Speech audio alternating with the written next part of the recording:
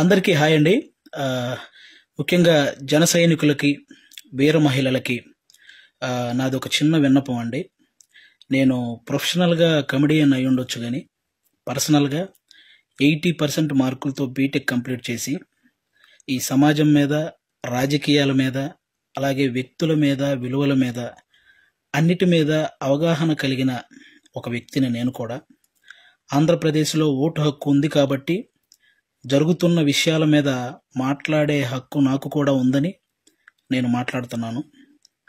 అంటే జనసేనకి 24 సీట్లు అని అనౌన్స్ చేయగానే చాలామంది పవన్ కళ్యాణ్ గారిని తిడుతున్నారు, కొంతమంది అలుగుతున్నారు, కొంతమంది అసంతృప్తి చెందుతున్నారు, ఇంకొంతమంది అయితే మోసిన జెండానే కిందేసి కాలుస్తున్నారు, ఇంకొంతమంది అయితే వేసిన స్టిక్కర్స్ను లాగేసి పీకేస్తున్నారు.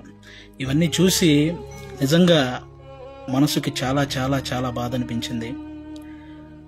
ఒక్కసారి ఆవేశంతో కాకుండా మీ ఆత్మసాక్షిగా ఆలోచించి చెప్పండి, తను నమ్ముకున్న ప్రజలను కానీ, తనతో నడుస్తున్న నాయకులను కానీ మోసం చేసే వ్యక్తిత్వం పవన్ కళ్యాణ్ గారికి ఉంటుందా అండి? పెట్టిన పార్టీకి సపోర్ట్ చేసే మనమే ఇంత ఆలోచిస్తే ఒక పార్టీ పెట్టిన వ్యక్తి ఇంకెంత ఆలోచించుంటాడు? ఒక డెసిషన్ తీసుకోవడానికి తనలో తాను ఎంత మదనపడి ఉంటాడు? ఇది ఒక్కసారి ఆలోచించాలని మనస్ఫూర్తిగా కోరుకుంటున్నాను. 10 సంవత్సరాలుగా ఎటువంటి అవినీతి చేయకుండా తన సొంత కష్టార్జితంతో పార్టీని నడుపుతున్న గొప్ప నాయకుడు పవన్ కళ్యాణ్ గారు. అలాంటి వ్యక్తి గురించి మన శత్రువులు మాట్లాడినట్టు మనం కూడా మాట్లాడితే నిజంగా బాధ అనిపించిందండి. అంటే 24 సీట్లు ఏంటి, అదేంటి, ఇదేంటి అని 2019లో కనీసం ఆయన్ను కూడా గెలిపించుకోలేని మనం అదేంటి, ఇదేంటి అని అడిగే హక్కు నిజంగా మనకు ఉందంటారా? అరే, చిన్న పరీక్ష ఫెయిల్ అయితేనే ఇంట్లో నుంచి ఒక 10 రోజులు బయటికి రాము. అలాంటిది ఇంత పెద్ద ప్రజా సంగ్రామంలో 2 చోట్ల ఓడిపోయి కూడా రెండో రోజే సమస్య అనగానే పరిగెత్తుకుంటూ వెళ్ళి ఆ సమస్యను సాల్వ్ చేసిన గొప్ప మనసు పవన్ కళ్యాణ్ గారిది. తన పిల్లల కోసం బ్యాంకులో దాచిన డబ్బును కూడా తీసి కౌలు రైతుల కష్టాలు తీర్చిన పవన్ కళ్యాణ్ గారి గురించా మనం ఇలాంటివన్నీ మాట్లాడేది? ఎన్నో సమస్యల మీద ఎంతో మందికి ఎన్నో రకాలుగా సహాయం చేసిన వ్యక్తిత్వం.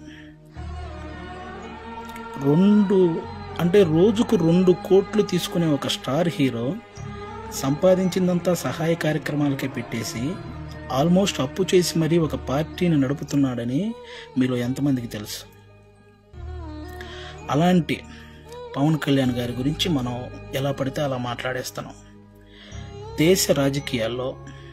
దేశంలో ఇన్ని రాజకీయ పార్టీలు ఉన్నాయి, ఇంతమంది రాజకీయ నాయకులు ఉన్నారు. ఎవరైనా సరే మేము అధికారంలోకి వస్తే అది చేస్తాం, ఇది చేస్తాం అనేవాళ్ళే, కానీ ప్రతిపక్షంలో ఉండగా ఏనాడైనా వాళ్ళ జేబులో నుంచి 1 రూపాయి తీసి ఎవరికైనా సహాయం చేశారా? అలా సహాయం చేసిన ఏకైక రాజకీయ నాయకుడు పవన్ కళ్యాణ్ గారు. అలాంటి వ్యక్తిని పట్టుకొని మనం కులాన్ని తాకట్టు పెట్టాడు, పార్టీని తాకట్టు పెట్టాడు, ప్యాకేజ్ తీసుకున్నాడు అని చాలా ఈజీగా అనేస్తున్నాం. అమ్మలాంటి కులాన్ని, పార్టీని తాకట్టు పెట్టే వ్యక్తే పవన్ కళ్యాణ్ గారు. డబ్బుకు అమ్ముడుపోతాడా? ప్రతిపక్షంలో ఉన్న టీడీపీ కంటే అధికార పక్షంలో ఉన్న వైసీపీ దగ్గరే ఎక్కువ డబ్బు ఉంటుంది కదా, మరి అమ్ముడుపోయే వ్యక్తి అయితే వాళ్ళే కొనుక్కోవచ్చు కదా. ఎందుకండి ఈ మాటలు? పవన్ కళ్యాణ్ గారు ప్రజలు పంచే ప్రేమకు బానిస, కానీ నాయకులు పంచే డబ్బుకి ఎప్పటికీ బానిస కాడు, అవ్వడు. అభిమానించటం అంటే మనకు అనుకూలంగా ఉన్నప్పుడు జై కొట్టడం, అనుకూలంగా లేనప్పుడు బాయ్ చెప్పడం కాదండి. ఒక నాయకుడు ఎలాంటి డెసిషన్ తీసుకున్నా దానికి కట్టుబడి ఉండటాన్నే అభిమానించటం అంటారు. అదే నిజమైన అభిమానం అంటారు. అలా ఉండగలగాలి. ఎవరో రెచ్చగొట్టే మాటలు, మన మీద కావాలని చూపించే జాలికి వాటిని చూసి మన నాయకుడిని మనమే ఎప్పుడు తక్కువ చేసి మాట్లాడకూడదు. అలాగే టీడీపీ కార్యకర్తలకు కూడా నా నుంచి ఒక చిన్న విన్నపం అండి. 2014లో ఒక్క సీటు కూడా ఆశించకుండా పూర్తి మద్దతు చంద్రబాబు నాయుడు గారికి ప్రకటించారు. ఆ త్యాగాన్ని గుర్తించాలని మనస్ఫూర్తిగా కోరుకుంటున్నాను. అలాగే 2023లో 14 సంవత్సరాలు ముఖ్యమంత్రిగా చేసిన ఒక వ్యక్తిని, పేద కుటుంబాల్లో ఎంతోమంది పేద విద్యార్థులు వాళ్ళు ఐటీ జాబ్ చేయొచ్చు, అమెరికాలోకి వెళ్ళి సెటిల్ అవ్వచ్చు అనిబడిన వ్యక్తిని జైల్లో పెడితే నిజంగా చాలామందికి బాధ అనిపించింది. అలాగే పవన్ కళ్యాణ్ గారు అక్కడికి వెళ్ళి కలవడం జరిగింది. పొత్తు అనేది పెద్ద సభలు పెట్టి ఆడంబరంగా చేసుకోవచ్చు, కానీ అలాంటి ఆడంబరాలు కోరుకోలేదు. అక్కడ కష్టాన్ని చూశాడు. ఆ జైలు ముందుకు వచ్చి అక్కడే పొత్తును ప్రకటించాడు. ప్రకటించిన వెంటనే జన సైనికులందరికీ ఏం చూసించాడో తెలుసా? అవసరంలో మనం ఆదుకున్నాం కాబట్టి అనవసరంగా టీడీపీని ఎవరైనా తక్కువగా మాట్లాడడం కానీ తప్పుగా మాట్లాడడం కానీ చేయొద్దని జన సైనికులందరికీ సూచించారు. ఒక సభలో మనం మాట్లాడేటప్పుడు జనసేన టీడీపీ అని సంబోధిద్దాం, వాళ్ళు మాట్లాడేటప్పుడు టీడీపీ జనసేన అని సంబోధిస్తారు అని కూడా చెప్పి కార్యకర్తల్లో ఒక ఉత్సాహాన్ని నింపారనమాట. అంటే ఒక పొత్తు ధర్మాన్ని ఇంతకంటే నిజాయితీగా పాటించే వ్యక్తి ఎవరైనా ఉంటారా? ఎక్కువ సీట్లు తీసుకొని ఇన్నే గెలిచాడా అనిపించుకోవటం కంటే తక్కువ సీట్లు తీసుకొని అన్నీ గెలిచాడు అనిపించుకోవటం కరెక్ట్ అని భావించి 24 సీట్లకే పరిమితం అయ్యారు.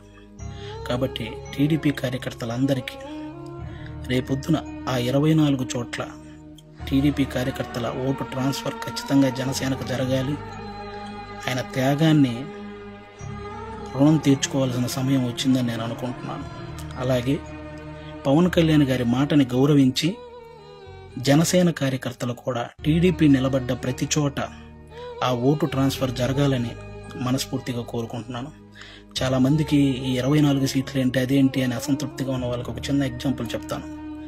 మహేంద్ర సింగ్ ధోని క్రికెటర్ మీ అందరికీ తెలుసు. ఆయన వచ్చిన కొత్తలో స్టార్టింగ్లో డక్అవుట్ అయ్యాడు. ఆ తర్వాత మంచి మంచి షాట్లు కొట్టి ఒక 24 పరుగులు చేశాడు. ఇతనిలో గేమ్ ఉంది అని అందరికీ తెలిసేలా చేశాడు. ఆ తర్వాత గేమ్ చేంజర్ అయ్యాడు. ఆ తర్వాత గేమ్ విన్నర్ అయ్యాడు. ఫైనల్గా క్రికెట్నే శాసించాడు. మన నాయకుడు కూడా అంతే. స్టార్టింగ్లో 2 చోట్ల ఓడిపోయి ఉండొచ్చు. ఇప్పుడు 24 సీట్లతో అసెంబ్లీలోకి 21 సీట్లతో అసెంబ్లీలోకి వెళ్ళొచ్చు, 3 పార్లమెంట్ సీట్లు గెలవచ్చు. రాజకీయం బాగా తెలిసినవాడు అని అందరూ అనుకోవచ్చు. ముందు ముందు ఆయనే గేమ్ చేంజర్ అవ్వచ్చు, ఆయనే గేమ్ విన్నర్ అవ్వచ్చు. మీరు చూస్తుండగానే ఈ రాజకీయాల్ని శాసించవచ్చు. కాబట్టి ఎప్పుడు ఎవరిని తక్కువగా అంత ఈజీగా ఒక పార్టీ నడిపే అధ్యక్షుడు ఎంత ఆలోచించుంటే ఇవన్నీ చేస్తుంటాడని గుర్తుపెట్టుకొని మాట్లాడాలని మనస్ఫూర్తిగా కోరుకుంటున్నాను. ఆయన నిలబడ్డ 24 సీట్లు గెలిపించి ఒక మంచి పొజిషన్లో ఉంచండి. మన మనసులో ఉన్న పొజిషన్కి ఆయనే చేరుకుంటారు. థ్యాంక్ యూ అందరికీ. అంటే